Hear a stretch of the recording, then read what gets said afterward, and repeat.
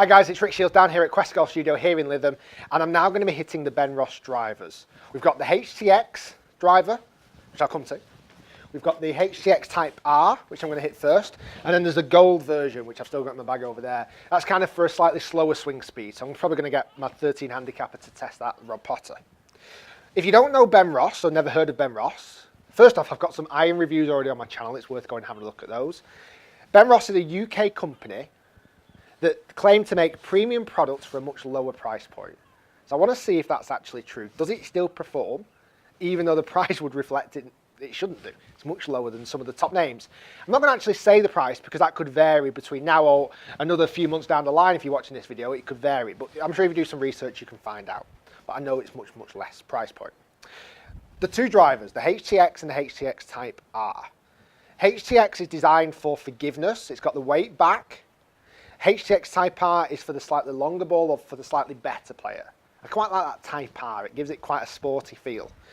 With the Type R, what you get is a big kind of footprint of a head. I think it's a massive looking head. It's black and grey with a very simple arrow at the front of the face, which I think is really key for alignment. When you flip the club over, it's got a weight port in the middle of the head, slightly closer to the face, and it's got this, what they're calling a CT response channel. CT is characteristic of time. Apparently that's what the RNA tests for now. So it's how long the ball is on the face for. And apparently with that channel it's hitting the absolute limit. Be interesting to see if that's the case. This has got a changeable neck, the Type R, not the normal version. The Type R's got a changeable neck. I've got this in 10.5 and I've cranked it down to 9. It can go up as much as 1.5 degrees and it can come down as much again by 1.5 degrees. When it does go down, the face slightly opens, which would suit me mainly. When I look at the actual head underneath, it does look pretty good. It looks pretty premium. It looks, you know, if you put that against some of the top brands, it would hold its own in that category. It does look smart. It doesn't look cheaper. And what's good about it as well is it actually got a very good shaft in this. Is a Kuru Kage shaft, and it's got a Golf Pride Tour velvet grip. So they've not stripped, they've not, you know, saved on materials of shaft and grip either. I've just got this in the X-Flex. I've not been fully custom fit for this, but this should pretty much suit me to where it would be. And you know, I know it's an X-Flex and somewhere around 9 degrees is pretty good for me. So let's hit it on GC2, and I'm going to hit some of the original one as well, just so you can kind of see how it compares. I actually like the look of that head behind the ball. It's a slightly kind of triangular shape going back, but it looks big. I don't know whether that's because of that arrow. It makes it really stand out. Let's give this a hit.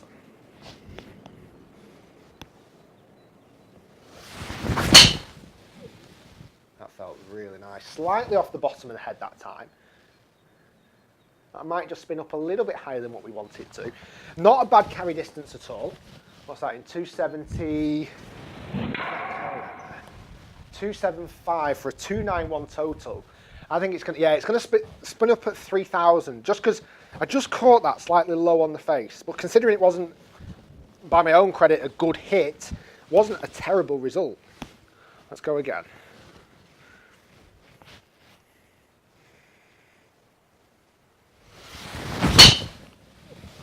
That felt good. That felt really nice. 270 again. 290 total. It felt better. I wonder if it did spin any less. It felt like it was slightly higher off the face that time. What did it spin at? 2795 spin rate. So slightly lower than the last one. Both decent enough hits, both decent enough carry, considering, again, the difference in the price point. What I'm going to do after this video, I'm going to challenge this driver against some of the big names. Might do it against a TaylorMade and a Nike driver just to see how it compares. Because Benross are doing this challenge where you can actually go to a Benross stockist and try your driver against the Benross, and they'll give you a prize, and they'll even put you in a name for a hat to win a prize over the month. I don't mind telling people this. They've told me to, you know, they said that this was going on. I don't mind telling people this because why not? There's nothing really to lose. It's worth just seeing if a slightly lower price point club can still perform against some of the big guns. Let's go one more.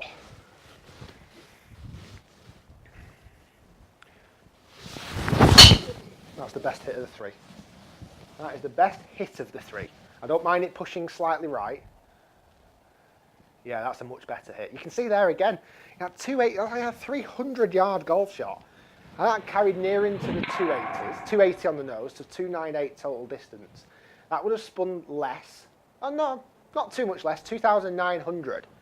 Not super, super low spinning, but I wouldn't imagine it being incredibly low spinning anyway, just because the weight isn't ridiculously forward. Let me just show you the shots of the three there, so we can have a look. So, give you some data. The ball speed coming off the face there was at 164, which is about normally what I would get. If I get a hot one, I can get it up to nearer to 170. Spin rate was averaging at 2,900 for an average carry distance of 276, which is good, it's healthy. For a total distance of 293, it did feel good, and it does look very welcoming behind the ball. I was impressed with that.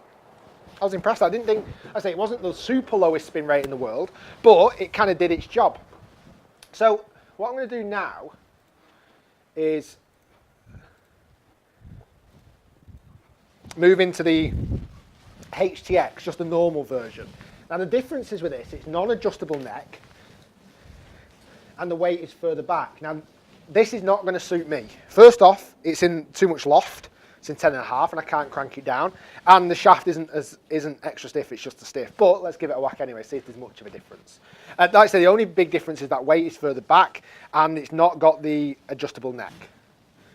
Just notice down the back of the head. They're the same size, aren't they? Yeah. I just noticed on the HTX actually says 460 on the back of the head. It doesn't on the normal, but I'm sure that would be 460, that shape of head. Same shape of head, it just more loft. Like I said, this isn't going to suit me brilliantly, but let's give it a hit anyway. Yeah, it's going to be too high and too much spin, I'm afraid. But still felt as good as the Type R. I couldn't really sense any huge difference between the two there. Yeah, it's going to spin at 3,500. That weight further back should give a little bit more support to an off-centered hit. It should help the twist. Yeah, 3.5. There's no point. I'll hit one more of these. There's no huge point. And I'll move into the challenge. That against a couple of the big names and see how it actually performs against those ones. So I think I hit the tee with the camera then. Yeah, okay. I never know I knew this wasn't going to go super, super distance because it's just not specced for me. But I quite like the clubs. So I knew that the HTX would spin up too much, therefore it's lost me about 10 yards of distance.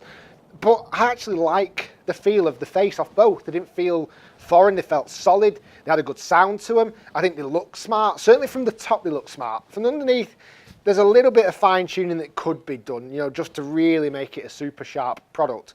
But is that going to make the huge bigger difference when it comes to the price of it, really? I'm not sure. Guys, stay tuned. I'm going to jump on the challenge next. And I would definitely, encourage you to take the challenge up yourself. If you can get to a Benross stockist, you can take your club against their club or a top name against their club, see how it performs. There's not a lot to lose. It'd be interesting to hear the results of those. Comment below if you get a chance to do that challenge, because I'd love to hear if there's any difference between this and the top name. You guys would be amazing if you could do that, because it'd be great to hear your feedback. Stay tuned. I'm going to do this take the Type R into the challenge. Feel slightly anxious about how it's going to deal with it, but we'll see. And then stay tuned. We'll get that up next. Thanks for watching, guys, and we'll see you next time.